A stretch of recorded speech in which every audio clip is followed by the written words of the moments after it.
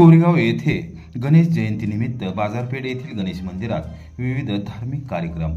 कोरेगाव येथील गणेश मंडळ बाजारपेठ यांच्या वतीने श्री गणेश जयंती उत्सव सोमवार दिनांक 19 ते गुरुवार दिनांक 22 जानेवारी अखेर भक्तिभावपूर्ण वातावरणात साजरा करण्यात येणार आहे। या 4 दिवसीय उत्सवानिमित्त विविध धार्मिक व सांस्कृतिक कार्यक्रमांचे आयोजन करण्यात आले असून गणेश भक्तांनी सहभागी व्हावे असे आवाहन मंडळाच्या वतीने करण्यात आले आहे। उत्सवाच्या पहिल्या दिवशी सोमवार दिनांक 19 रोजी सकाळी 6 वाजता सौ श्री अक्षय अनिल जाधव यांच्या हस्ते श्रींची महापूजा होणार आहे। रात्री 9 वाजता संजय कुमार यांचा सुश्राव्य गीतांचा कार्यक्रम आयोजित करण्यात आला आहे। मंगळवार दिनांक 20 रोजी सकाळी 6 वाजता श्री व सौ चंद्रकांत रामकृष्ण मोरे यांच्या हस्ते श्रींची महापूजा होईल। रात्री 9 वाजता हरिभक्त पारायण चंद्रकांत बर्गे महाराज चिंचनेर समदनिम यांचा भारुडाचा कार्यक्रम होणार आहे। बुधवार दिनांक 21 रोजी सकाळी 6 वाजता सौ श्री सचिन केशवराव बर्गे यांच्या हस्ते महापूजा होणार असून सकाळी 9 वाजता सौ श्री अभय विलासराव भोसले यांच्या हस्ते गणेश याग व होमहवन होईल। सायंकाळी 7 वाजता श्रींचा महाप्रसाद आयोजित करण्यात आला आहे। गुरुवार दिनांक 22 रोजी सकाळी 6 वाजता सौ श्री राजेंद्र अशोक उबरदंड तसेच सौ श्री विवेक वसंत वडके यांच्या हस्ते महापूजा होईल। सकाळी 8 वाजता श्री विशाल पवार यांच्या हस्ते पालखी पूजन होणार आहे। सकाळी 10:30 वाजता कीर्तनकार ह.भ.प. ध्रुव पटवर्धन यांचे श्रींच्या जन्मकाळाचे कीर्तन होईल। दुपारी 12:33 श्रींचा जन्मकाळ साजरा करून सुंढवडा वाटप करण्यात येणार आहे। उत्सव काळात दररोज सकाळी व सायंकाळी 7 वाजता श्रींची आरती होणार आहे। तसेच अभिषेक प्रसाद देणगी किंवा इतर धार्मिक सेवांसाठी इच्छुक गणेश भक्तांनी मंदिरात संपर्क साधावा असे आवाहन गणेश मंडळ बाजारपेठ ट्रस्ट कोरेगाव यांच्या वतीने करण्यात आले आहे। मी सूरज नारायण पवार, बाजारपेठ गणेश मंडळ बाजारपेठ येथील एक सामान्य कार्यकर्ता। गणेश जयंती निमित्त दरवर्षी गणेश मंडळ बाजारपेठ ट्रस्ट कोरेगाव यांच्या वतीने कार्यक्रमांचं आयोजन केले जातं। अत्यंत प्रभावशीलपणे प्रत्येक कार्यक्रमाची रूपरेषा आखली जाते। याही वर्षी विविध अशा धार्मिक आणि सांस्कृतिक कार्यक्रमांचं नियोजन गणेश मंडळ बाजारपेठ ट्रस्ट कोरेगाव यांच्या वतीनं करण्यात आलेलं आहे। ही व श्रींच्या जन्मकाळासाठी पंचक्रोशीतील सर्व गणेश भक्तांनी उपस्थित राहावं असं गणेश मंडळ बाजारपेठ ट्रस्ट कोरेगाव यांच्या वतीने मी सर्व गणेश भक्तांना आवाहन करतो। त्यानंतर दुपारी 12:33 श्रींचा जन्मकाळ तसेच सुंठवडा वाटप होणार आहे। श्रींच्या जन्मकाळानंतर दुपारी 4 वाजता श्रींची कोरेगाव नगरीतून सवाद्य अशी मिरवणूक निघणार आहे। तर या मिरवणुकीमध्येही सर्व कोरेगाव शहरातील गणेश भक्तांनी तसेच पंचक्रोशीतील गणेश भक्तांनी या मिरवणुकीमध्ये सहभागी व्हावं अशी मी गणेश मंडळ बाजारपेठ ट्रस्ट कोरेगाव यांच्या वतीने आपणा सर्वांना विनंती करतो। पोहई नाक्यावरील शिवतीर्थावर 40 फुटी भव्य शिवस्मारक सातारकरांसाठी लवकरच ऐतिहासिक गौरवाचा क्षण। सातारा शहरातील पोहई नाक्यावर शिवतीर्थ येथे छत्रपती शिवाजी महाराजांचा भव्य पुतळा उभारण्यात येणार असून चबुतऱ्यासह या स्मारकाची एकूण उंची तब्बल 40 फूट असणार आहे। हे स्मारक लवकरच सातारकरांना व संपूर्ण महाराष्ट्राला अर्पण केले जाणार आहे अशी माहिती सार्वजनिक बांधकाम मंत्री श्रीमंत छत्रपती शिवेंद्रसिंहराजे भोसले यांनी दिली। शिवतीर्थावर उभारण्यात येणारी महाराजांची मूर्ती 25 फूट उंचीची असून भक्कम व देखण्या चबुतऱ्यासह स्मारकाचे स्वरूप अधिक भव्य होणार आहे। या महत्त्वपूर्ण कामाची पाहणी मंत्री शिवेंद्रसिंहराजे भोसले यांनी स्वतः उपस्थित राहून मूर्तिकारांसह केली। यावेळी स्मारकाच्या रचना, सौंदर्य, ऐतिहासिक सुसंगती व सुरक्षिततेच्या बाबींवर सविस्तर चर्चा करण्यात आली। या पाहणीप्रसंगी नगराध्यक्ष अमोल मोहिते, नगरसेवक अविनाश कदम, सचिन पाटोळे, मुख्याधिकारी अभिजित बापट यांच्यासह मान्यवर उपस्थित होते। सर्वांनीच या स्मारकामुळे शिवतीर्थाचा ऐतिहासिक व सांस्कृतिक गौरव अधिक वाढेल असा विश्वास व्यक्त केला। छत्रपती शिवाजी महाराजांचे शौर्य, आदर्श, शासन व्यवस्था आणि राष्ट्रनिष्ठा यांचे प्रतीक असलेले हे स्मारक शिवप्रेमींना प्रेरणा देणारे ठरेल। साताराच्या वैभवात भर घालणारे हे शिवस्मारक केवळ वास्तू न राहता भावी पिढ्यांसाठी इतिहासाची जिवंत साक्ष ठरेल असा विश्वास मंत्री शिवेंद्रसिंहराजे भोसले यांनी व्यक्त केला। शिवप्रेमींची एक इच्छा होती की हा पुतळा आता सगळा जो परिसर इथला वाढलेला आहे या परिसराच्या मानानं आता हा पुतळा जो आहे हा छोटा दिसतोय। मोठा पुतळा इथं व्हावा याच पद्धतीचा पुतळा व्हावा ज्या ह्याच्यामध्ये आता आहे। आणि त्याचं काम हे आपण आज नगरपालिकेच्या माध्यमातून आता सुरू करतोय. हे अनिल सुतार, राम सुतारांचे चिरंजीव यांना आपण हे काम दिलंय. त्यांनी मॉडेल वगैरे तयार केले. आपण नगरपालिकेनं यासाठी 2.5 कोटीची तरतूद पण करून ठेवलेली आहे. आणि 19 फेब्रुवारीला हे शिवजयंतीच्या दिवशी इथं ज्यावेळेला संध्याकाळी आरती वगैरे सगळी आपली होईल त्यावेळेला आपण एक अधिकृत भूमिपूजनाचा कार्यक्रम पण या ठिकाणी येणार आहे की ज्याच्या काम इथलं जे सुरू होईल. साधारण 25 फुटाचा हा पुतळा नवीन जो आहे याच पद्धतीनं तोफेवर हात ठेवलेला छत्रपती शिवाजी महाराजांचा आपण उभा करतोय.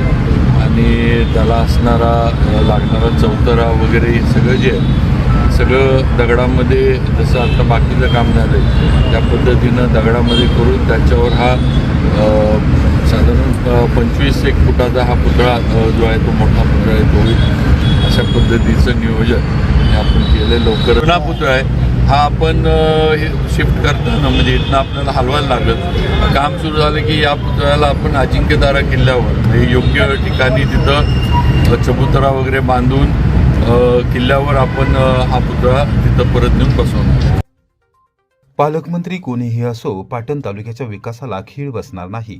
विशेष पॅकेज देणार मंत्री जयकुमार गोरे. पालकमंत्री कोणीही असले तरी पाटण तालुक्याच्या विकासात कोणतीही कमतरता भासू दिली जाणार नाही. पाटण तालुक्यासाठी विशेष विकास पॅकेज देण्यात येणार असल्याचे ग्रामविकास मंत्री जयकुमार गोरे यांनी स्पष्ट केले. तर मुख्यमंत्री देवेंद्र फडणवीस हे आपल्या पाठीशी ठाम असून घाबरण्याचे कोणतेही कारण नाही असा विश्वास सार्वजनिक बांधकाम मंत्री श्रीमंत छत्रपती शिवेंद्रसिंहराजे भोसले यांनी व्यक्त केला.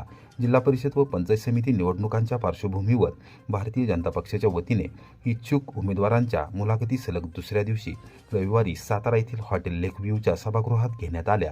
या मुलाखती मंत्री शिवेंद्रसिंहराजे भोसले, जयकुमार गोरे, आमदार मनोजदादा घोरपडे तसेच भाजपचे माजी जिल्हाध्यक्ष धैर्यशील कदम यांनी घेतल्या.